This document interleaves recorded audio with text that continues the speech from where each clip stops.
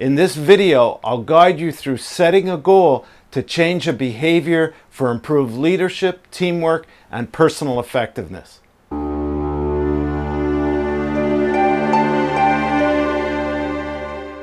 Hello, I'm Stephen Goldberg of Optimist Performance, bringing you practical tips and ideas on leadership, teamwork, and personal performance in the workplace. Changing behavior is really difficult because of our habits and our attitude.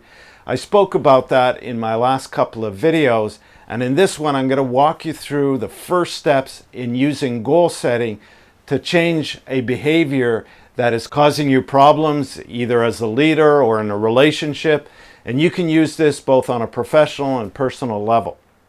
Now I'm going to use myself as an example, and I also encourage you to identify your type using the book Crazy Zoo, Know Thyself Made Easy, because it's a really simple way to understand yourself better and to understand others as well. And the key thing is to identify a negative trait that's relative to the fear of your type. So in the example I gave in my previous video, my main motivation of my type, which is one of the types that Fritz talks about in the book, is accomplishment. So I'm motivated by getting things done.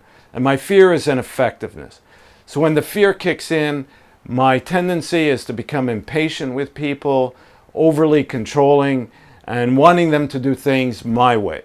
So go to my blog post for this video. You'll find the link in the description of this video where you could download my goal planning worksheet.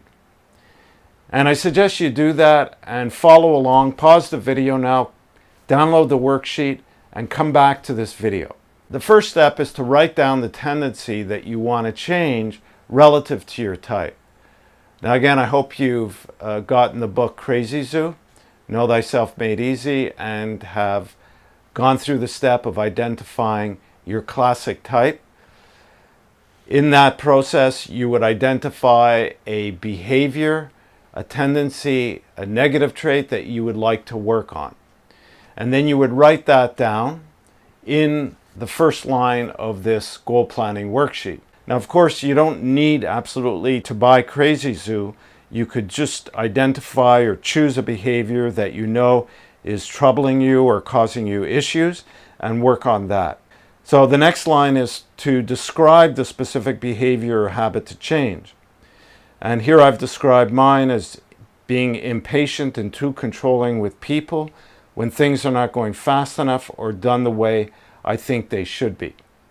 It's really important that you write the specific behavior so that you're very clear on it. That will help you write the goal statement. So the goal should be written in a way that's smart, specific, measurable, acceptable, realistic, and with a time limit. We call that a SMART goal. Next is the outcome measure. How will I know I am succeeding with my goal? So the key here is to identify what will be the expected result once I achieve my goal. And it's really important to do this because it's going to help you later on when we get into writing an affirmation and especially visualization. So my outcome measure is I will practice patience and diplomacy 95% of the time when warranted, and I will achieve this in 6 months. And I put 95% of the time as my outcome measure because I don't believe we can achieve perfection within a 6 month period or perhaps ever. That tendency is always going to be there because it's really relative to my type. It's really deep ingrained in me. And that's why behavioral habits relative to our type are so difficult to change. And we really need to practice awareness, mindfulness, whatever you want to call it. And in order to really be tuned in to our own behavior and writing a goal statement and tracking our progress will really help to drive that awareness. Otherwise, we could develop the attitude that I'm okay, everybody else is wrong. And if we keep holding on to that type of an attitude, and we see that everywhere, you know, you should change, not me, then we end up in a world where everybody's in conflict with each other.